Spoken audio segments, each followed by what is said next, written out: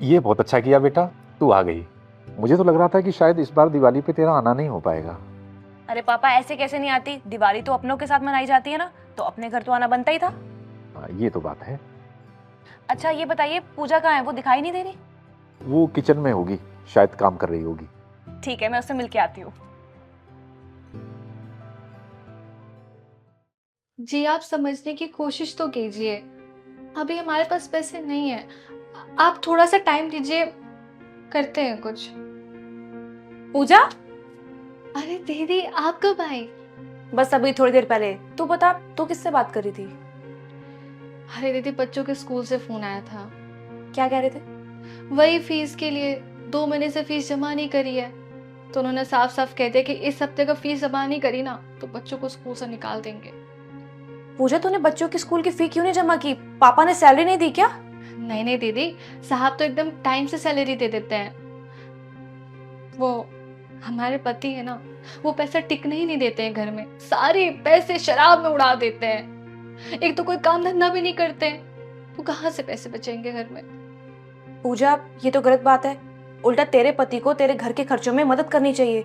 वो तो तेरी मेहनत की कमाई को अपने नशे में उड़ा रहा है। गलत तो है दीदी, पर अब क्या कर सकते हैं, मजबूरी है तो सहना ही पड़ेगा। अब तो बस भगवान कहीं से पैसे कर दे ताकि बच्चों का भविष्य खराब ना हो।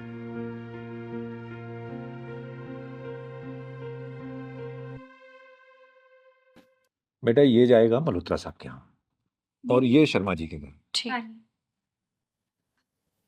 अच्छा पापा, इस बार दिवाली पर हम पूजा को क्या देने वाले हैं?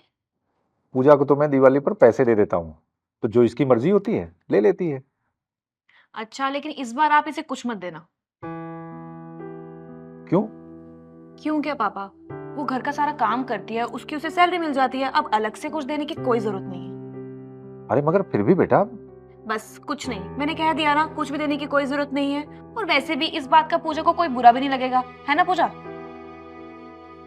हाँ दीदी, दिवाली बस पैसों से थोड़ी मनाई जाती है। दिवाली तो प्यार का त्योहार है। बस फिर तो अब ये डिसाइड हो गया कि इस बार दिवाली पर हम पूजा को कुछ नहीं देंगे।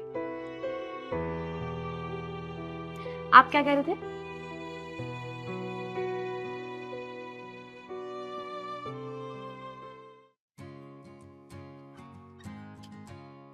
साहब, हैप्पी दिवाली। हैप्पी दिवाली बेटा। ये ले, ये रख ले, और लेकिन रख ले चुपचाप। इससे पहले कि मुस्कान आए, चुपचाप रख ले और मुस्कान को बताना मत। पापा, ये आप क्या कर रहे हैं? मैंने मना किया था ना, इस दिवाली पर हम पूजा को कुछ नहीं देने वाले हैं। पर बेटा तुझे हुआ क्या है?